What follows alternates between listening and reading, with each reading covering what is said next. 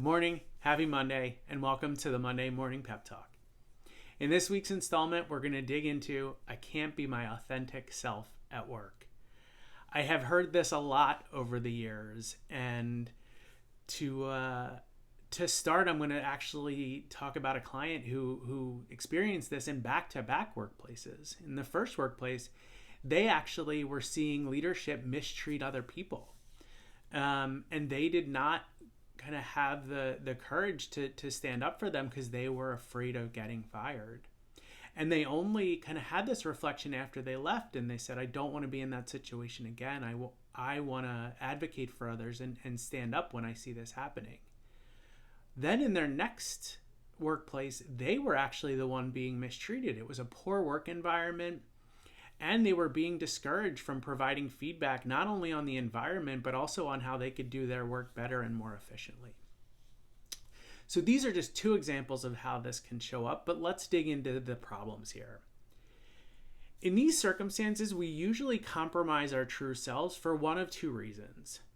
First, we fear that by speaking up and leading with our values, there will be repercussions. We fear we will lose our job, get demoted, lose future opportunities. Secondly, we often believe an altered version of ourselves will be better received and accepted than our authentic selves. So we adapt or hide ourselves in hopes of fitting in, being accepted, being loved, or being appreciated. So how can we start to reframe this in a more productive way? Start by asking yourself, what would tomorrow look like if I were to show up as my authentic self at work? Try to envision it. What would it look like? What would it feel like? How would you interact and communicate with folks differently? What would you do that you've been scared to do?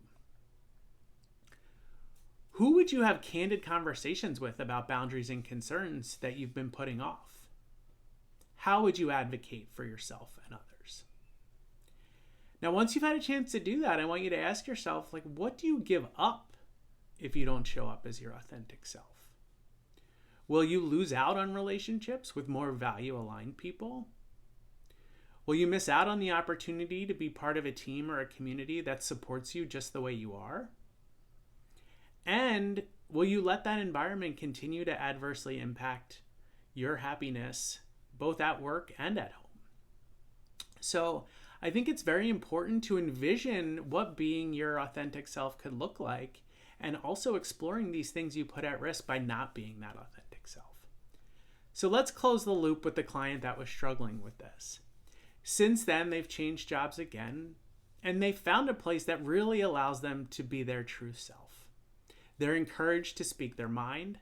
They're encouraged to advocate for themselves and others, pursue things that are of interest to them, and provide feedback on how they think the place can be improved.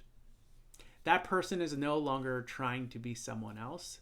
They are, in fact, being their authentic self in their new work. So this week, we encourage you to try the following. First, find a single opportunity to be your true self at work and do it. Whether it's standing up for yourself or someone else, setting a boundary, or making a much-needed suggestion or change. If this seems really hard and you're already convinced that you're not going to stay in this current job, I encourage you to try it anyway. Because if it fails or it's not well received, you will be in no better or worse position than you were before, but you will have had the courage to try it. And I strongly believe this is a muscle that's worth building up. Number 2, explore the rest of your life for places where you do show up as your authentic self. Because in those environments, you can look for clues and observe, what about those environments allows you to be your authentic self? What kind of people do you interact with in those environments? Ask yourself, how might I learn from these experiences and use them to find a workplace that feels similar to the feelings you get in those more value-aligned groups? Are you doing something more meaningful? Is it centered around a specific problem you're interested in solving or an area of interest? Or is it in service of a group of people you're interested in helping? but really see what can you learn from those groups that are really energizing and motivating you, and figure out kind of what you can use from those experiences to apply in looking for, for new organizations that might give you that similar feeling and allow you to be your authentic self. I think if you try this, even in the most incremental of ways, you will build confidence that you can commit to being your authentic self and ultimately find a work environment that will celebrate and nurture that true version of yourself. As always, we wish you the best of luck as you try these things out. Please never hesitate to reach out if there's any support we can give you as you try these things out.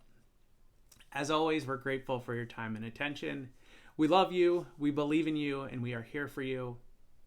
Take care of yourselves and one another, and we'll see you again next week.